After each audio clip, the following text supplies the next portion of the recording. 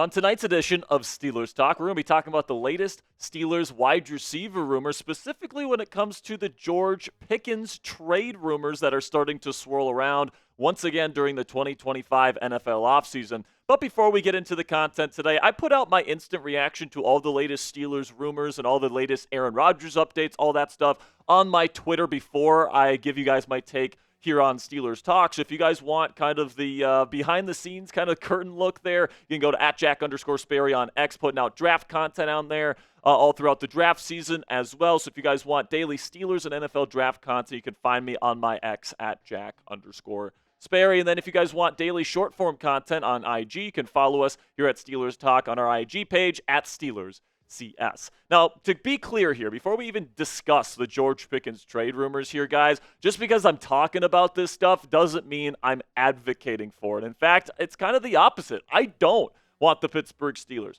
to trade for George Pickens, and if Pickens is a Steeler for life, I'd be thrilled with that, all right? And I would absolutely love to see both DK Metcalf and George Pickens, kind of the twin towers, if you will, on this offense kind of operate together, because especially if they want to run that vertical, down the sideline, deep shot style of offense, having two receivers with that skill set makes a lot of sense. So if they can make this work here, guys, where DK Metcalf is your number one receiver and George Pickens is your number two wide receiver, I think that is a pairing that can work out really, really well for the Pittsburgh Steelers. But there is some smoke surrounding the idea that the Pittsburgh Steelers are not in love with George Pickens, particularly his antics off the field, his work ethic, his immaturity issues, etc., and they might be willing to let go of him this offseason for the right price tag, especially after trading a second-round pick for DK Metcalf. So if they can recoup that style of pick, get a day two pick back for him, I could certainly see the Pittsburgh Steelers consider letting go of George Pickens this offseason, especially if he demands a trade himself after not getting paid a new contract. He is in the final year of his rookie contract this year, so he might be looking to get paid this offseason. And if that's the case, things could get really ugly really fast here in Pittsburgh. And then there is some more smoke here from Rodney Harrison from NBC Sports on George Pickens and how the Steelers feel about him. He says, every time we're down in Pittsburgh, we talk to some people within the organization, and they say the same thing. He's immature. He's a kid that has all the talent in the world. This should be a wake-up call because he was supposed to be the number one receiver. They paid DK Metcalf $150 million to come in here and be that guy because they can't depend on you, George Pickens, because they can't trust you, George Pickens. And then also Mark Kaboly has said on Pittsburgh radio that the team will trade George if he requests a trade. But now Kaboly, to be fair, has also said that the team does not plan to trade George Pickens, which is music to my ears because I would love to see George return to this football team in 2025 and beyond. But if Pittsburgh doesn't extend George Pickens, could he request a trade? Could he say, hey, if you're not willing to pay me the money that I think I'm worthy of, then trade me to a team that is willing to give me that kind of contract? And I really don't think the Steelers are willing to pay Pickens that kind of money. So if it becomes something where George is like, I'm not going to play this year, or I'm going to sit out training camp if I don't get the contract I want, it certainly could get to the point here where the Pittsburgh Steelers consider trading George Pickens at some point this offseason. And then another reason why some people are advocating for the Steelers to trade George Pickens is because they don't like the idea of having two receivers with very similar skill sets on the same offense. A lot of people are really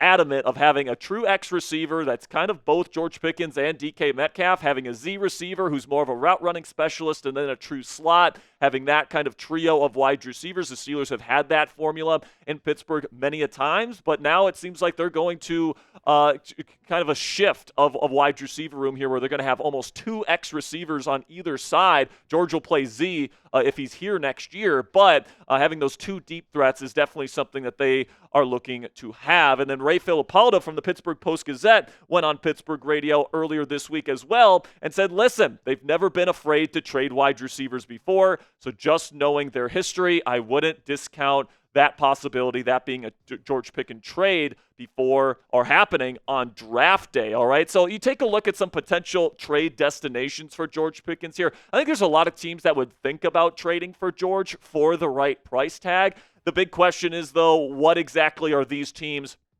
going to be willing to give up for a guy like George Pickens, who is a very talented receiver. You can make an argument he's a top 10 talented, top 10 talent at the position in the NFL today. But with the off-field antics, with the immaturity, with the punctuality issues, how much are teams really willing to give up in a George Pickens trade? And personally, guys, the two criteria that I have that I would be okay with a George Pickens trade with is, number one, they get a day 2 pick in return for Pickens, either a round 2 or round 3 pick, all right? I'm not willing to do anything on day 3 in terms of draft capital unless he's straight up demanding a trade out of here. Then number 2, I would want the Pittsburgh Steelers to have a suitable wide receiver 2 replacement ready to go, whether that be in free agency or whether that be in the draft. And when it comes to free agency, unfortunately, I think that, the opportunity to get a legit number 2 wide receiver in free agency has kind of passed the Steelers by here. And I don't think that they're going to be able to do that. And I also don't think that the Steelers are going to net a day 2 pick for George Pickens. All right. So, when it comes to what they're going to be able to get on the open market because of the immaturity stuff, because of all the issues off the field, the punctuality issues that we have discussed ad nauseum on this show, because of all that, plus the fact you have to pay him a massive contract and really take a risk by doing that, I think teams maybe are going to be willing to give up a 4th-round pick at the very most, but honestly, it could be more like a 5th or a 6th-round pick in exchange for George Pickens. And I would rather have Pickens for one more season on this roster and then let him walk in free agency as opposed to trading him for a 5th-round pick at this juncture. So you be the GM for me down there in the comment section. Would you trade George Pickens for a 3rd-round pick? If somebody offered you a 3rd for GP, are you taking it? Give me a yes or a no down there in the comment section for today's pinned comment. YouTube's going to throw you an ad break here in just a couple of seconds, and when that happens, take advantage of that time. But let me know if you would trade George Pickens for a 3rd-round pick. Now, when it comes to free agency, guys, like I alluded to earlier, there's not a lot of wide receivers on the open market that I would really trust to be this team's number 2 receiver if the Steelers brought them in. Keenan Allen might be the closest thing to that at this point, but honestly, he didn't have a great season last year. He's getting older. Amari Cooper really had a bad season with the Buffalo Bills last year and the Cleveland Browns. Deontay Johnson, apparently the Steelers were right on him to get rid of him because he couldn't stick on an NFL team last year. And then Tyler Lockett is kind of redundant, in my opinion, with the skill set of Calvin Austin III. Plus, he's getting older. So I don't really love any of the top free agent wide receiver options at this point with Stephon Diggs off the market. So coming up here, let's talk about some of the top wide receiver draft targets for the Pittsburgh Steelers this year if they decide to move on from George Pickens, because I do think there is a number of wide receivers that can step into the Steelers locker room on day 1 and be their legit number 2 wide receiver. So before we talk about those receivers here in just a second, let's have a word from our sponsor here at Fanatics. And currently they are selling officially licensed DK Metcalf Steelers jerseys number 4 for the black and gold coming up this year. And he is the receiver that we know is going to be playing in the black and gold next year. So go to chatsports.com/DK to get your DK Metcalf jersey today. Also, every purchase that is made from you guys and the people that click the link there, chatsports.com/DK, the people that click that link and make a purchase, we get part of the proceeds from our friends at Fanatics. All right, so that helps us keep the lights on, pay for new equipment, all the different stuff that allows us to make this content free for you guys to enjoy here on YouTube. So let's start here with my number 1 draft target if they do decide to move off of George Pickens, which is Tetairoa McMillan out of the Arizona Wildcats. And right now, I've got a top 10 grade on Tetairoa McMillan, and I think that he is a phenomenal player, and I think that he is the top wide receiver prospect in this class. Now, T-Mac is starting to fall down some draft boards right now, and some people even have the Steelers, him still available when the Steelers pick at number 21 in their mock drafts because, there's been some reports about him not having the greatest work ethic in the world, not watching enough film, blah, blah, blah, blah, blah. On film, McMillan is unbelievable, guys. He reminds me a lot of a young AJ Green. And, with his size, with how fluid he is and the way that he moves, he's everything that he does on film, guys, it just screams AJ Green when he was with the Cincinnati Bengals in the early years of his career. Remember, A.J. Green, I believe, was a second-round pick. How the hell did he fall to the second round? So you got look at a guy like Tetairoa McMillan. He's got the size. He's got the route-running chops. He gets open against man coverage consistently. He makes incredible contested catches down the sideline and over the middle of the field. He is he's a run after the catch threat as well, and he's super fun to watch when he has the ball in his hands. I think he's a super complete wide receiver one in this league. And if you can pair T-Mac up with DK Metcalf, that is going to be a bona fide wide receiver duo for the next half decade at least here in Pittsburgh. And getting him at number 21 would be absolutely bonkers. If he falls to the Pittsburgh Steelers at number 21, I would potentially just draft him and then try to trade George Pickens for the highest draft pick I could possibly get, because T-Mac is that special of a prospect, in my opinion. Another guy that has definitely been a riser throughout this process is Texas's Matthew Golden.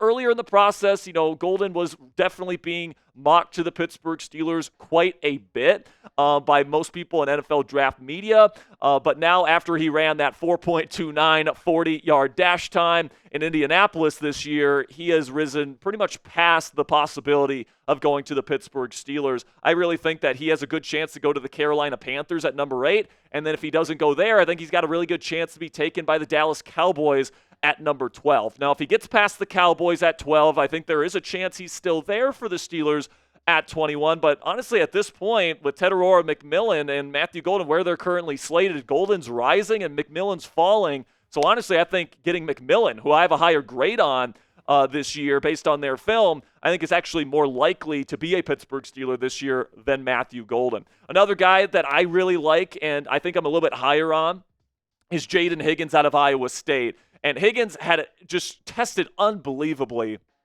at the NFL Combine. And it wasn't just the raw athletic numbers. And the raw athletic numbers are really, really good for Jayden Higgins, all right? But, what really impressed me about Higgins' profile at the Combine and then on film is just how smooth and how he does everything at full speed. He does not slow down to do stuff, whether it's running his routes, whether it's catching the football, whatever, man. He's just so good at playing the game with a smoothness that reminds me a lot of Nico Collins from the Houston Texans, who is a bona fide number 1 receiver in this league, in my opinion. He ran a 4.47 at his elite size there, over 6 foot tall, and I think that Higgins is going to be a candidate to be a true number 1 receiver in this league, with kind of like Tetairoa McMillan. He pairs that size with really fluid athleticism. I think he's better after the catch than he gets credit for as well. So if you're looking for another guy that can play the sideline, make contested catches down the sideline, but also is a really good route runner and can play a true Z position, Higgins is another guy that if you miss out on Tetairoa McMillan, I think that, especially if you trade down and get Higgins, that is an absolute steal as far as I'm concerned. And then you get Luther Burden III out of Missouri, and I'm higher on Burden now because apparently everyone's decided that this guy's not a first-round pick. And, I think when you watch his film, there's a lot of screen passes. Yeah, there's a lot of short area receptions on his film. But I also think, you see the flashes of the deep receptions, his ball tracking ability, his ability to make tough catches down the field. Missouri's offense was just an absolute crap show last year, and Burden didn't really have the opportunity to show his other areas of his game. But he is dynamic with the ball in his hands, and he's arguably the best in this class in terms of making people miss, running with the ball in his hands after the catch. And then I think he's got underrated hands. I think he has underrated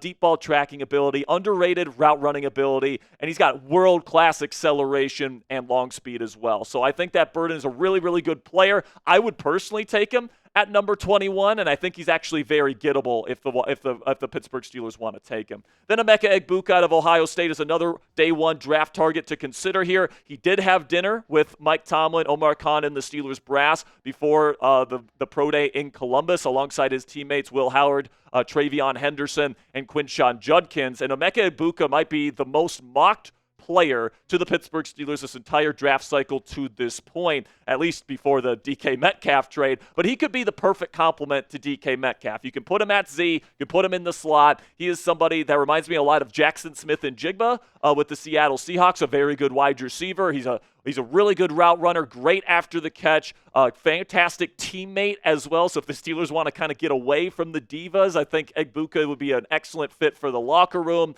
So he's certainly somebody else that the Steelers can consider if they want to take a receiver in round 1. So let me know down there in the comment section. If you had to take a wide receiver in round 1, if the Steelers said today, we're trading George Pickens and we are for sure taking a wide receiver in round 1, which one do you kind of hope that it would be moving forward? Let me know what you guys think down there in the comment section. For me, my vote goes to Tetairoa McMillan. Then we get to some day 2 wide receiver draft targets here, and we'll start speeding things up a little bit. Emeka Egbuka out of Stanford, big body, dominated Travis Hunter in a game that they played against each other 2 years ago. Really smooth route runner, and he ran in the 4.4s. He's another guy that's a big body that can really move and run routes. Even if the Steelers traded down, say with the Kansas City Chiefs at 31, and then they took Egbuka at 31, I'd be perfectly fine with that as well. Trey Harris out of Ole Miss, I think, is a wide receiver that is really slept on. If you still want kind of the Twin Towers kind of thinking with DK Metcalf and then another deep ball contested catch winner down the sideline as his number 2, Trey Harris fits that bill. I also think he's an underrated route runner and runner after the catch as well.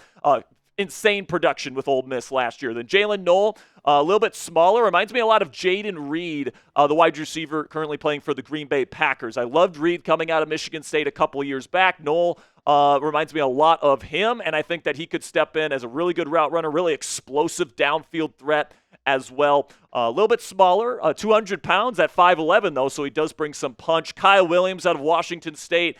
Could potentially fall to day 3. Right now, Pro Football Focus has him ranked as the 160th ranked player on their big board, but I would personally take him on day 2 because he reminds me of a juiced-up version of Deontay Johnson. Separates versus man coverage, is a downfield threat, has better hands than people give him credit for, and he's awesome after the catch as well. So keep your eye on Kyle Williams out of Wazoo. Jack Besh out of TCU has been kind of pegged as an Arthur Smith kind of guy because he run blocks. He's really good after the catch, super reliable hands, and he's a good route runner as well. A little bit limited in terms of his route tree, but good player. Jalen Royals is kind of a Z/slot wide receiver that's not necessarily the craziest athlete in the world, but he runs good routes, makes contested catches, very reliable number 2 receiver in the league, in my opinion, coming up for Jalen Royals. Torrey Horton is somebody that I really like his film, guys. He's not the greatest athlete in the world, but he's better after the catch than people give him credit for. Long strider and makes some crazy catches down the sideline. With a really, really nice frame as well. Then Isaiah Bond out of Texas. Ran a lot better time at his pro day than he did at the combine. He looks super fast on film. He needs to refine his route running, and he needs to refine his downfield ball tracking ability, in my opinion. Really disappointing production from Isaiah Bond last year, but he's got the speed and the profile to potentially be like a Jalen Waddle type of receiver if he hits. So make sure you guys click that thumbs up icon if you haven't already. We're going to talk some day 3 sleepers here to finish out today's show. But if you're enjoying today's content, you want more of it, make sure you guys click that thumbs up icon and like today's show. And we'll finish up here with some day 3 kind of sleepers. Now, I will say, before I even break these guys down, that if you trade George Pickens, these guys are not good enough to be your number 2 receiver right away, in my opinion, or at least you can't rely on them to be that good to start. But Kobe Hudson out of UCF, not a crazy athlete, but a phenomenal route runner. Great release package. Love the way he runs routes. Dante Thornton Jr. out of Tennessee, great deep threat. Limited route tree, but he's big and he flies. He ran in the 4.3s this year.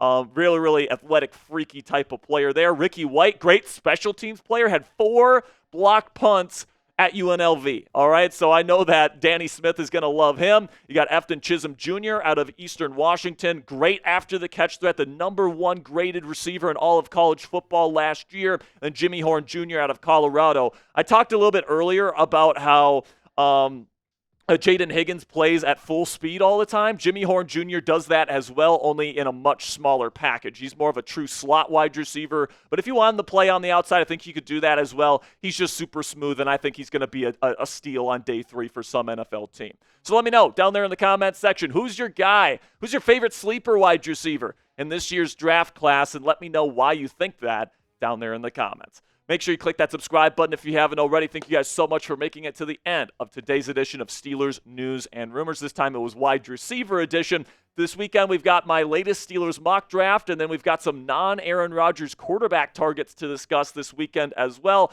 And of course, if Aaron Rodgers signs this weekend, Coop and I will be heading into the office for our breaking news live show. So make sure you guys click that subscribe button if you haven't already. And until next time, guys, here we go, Steelers.